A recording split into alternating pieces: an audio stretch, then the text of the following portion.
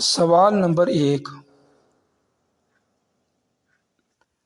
Lesson number 5، exercise number 5، سورۃ الانفال۔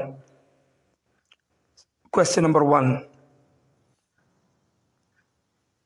سورۃ الانفال کی ان آیات میں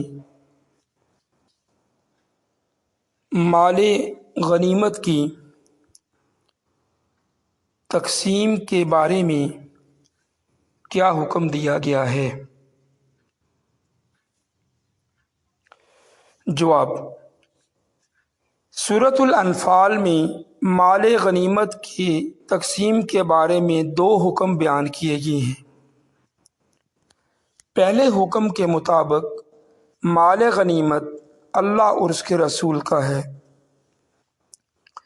جبکہ دوسرے حکم کے مطابق اس میں سے 5واں حصہ اللہ، اس کے رسول، اہل قرابت، یتیموں، محتاجوں اور مسافروں کا ہے۔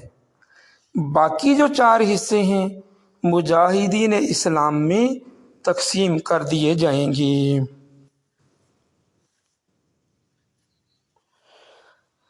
سوال نمبر 2، سورۃ الانفال کی ان آیات میں اللہ تعالیٰ نے غزوہ بدر میں مسلمانوں کی کامیابی کے لیے کس کس خصوصی انعام کا ذکر کیا ہے؟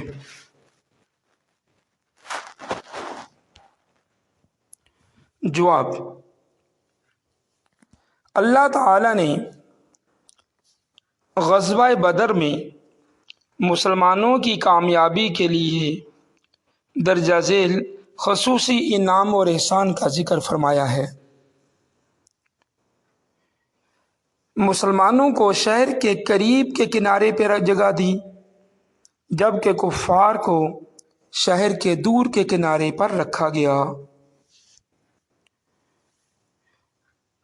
مسلمانوں کو وقت پر میدان جنگ میں پہنچا دیا گیا۔ اور تیسرا پوائنٹ، خواب میں کافروں کی تعداد کو بہت کم کر کے دکھایا گیا تاکہ مسلمان ہمت نہ ہاریں اور آپس میں کہیں جھگڑا نہ شروع کر دیں۔ سوال نمبر 3، درجہ ذیل عبارت کا مفہوم بیان کیجیے۔ وَقَاتِلُوهُمْ حَتَّى لَا تَكُونَ فِتْنَةٌ وَيَكُونَ الدِّينُ كُلُّهُ لِلَّهِ۔ اس قرآنی آیت کا مفہوم یہ ہے کہ کہا جا رہا ہے کہ کافروں کے ساتھ جہاد کریں، بھرپور قسم کی لڑائی کریں، جہاد کریں، حتیٰ کہ جتنا بھی فتنہ اور فساد ہے، کفر اور شرک ہے، اس کا خاتمہ ہو جائے، اور دین اسلام جو اللہ تعالیٰ نے حضور پاک پہ نازل کیا، حضور پاک صلی اللہ علیہ وسلم پہ، وہ سارا کا سارا خالص اللہ کا دین ہو جائے، اس میں شرک اور کفر کا بالکل خاتمہ ہو جائے۔ تو اس لیے مسلمانوں کو اس قرآنی آیت میں جہاد کا حکم دیا گیا ہے کہ بھرپور طریقے سے لڑائی کریں اور فتنے اور فساد کو ختم کر دیں۔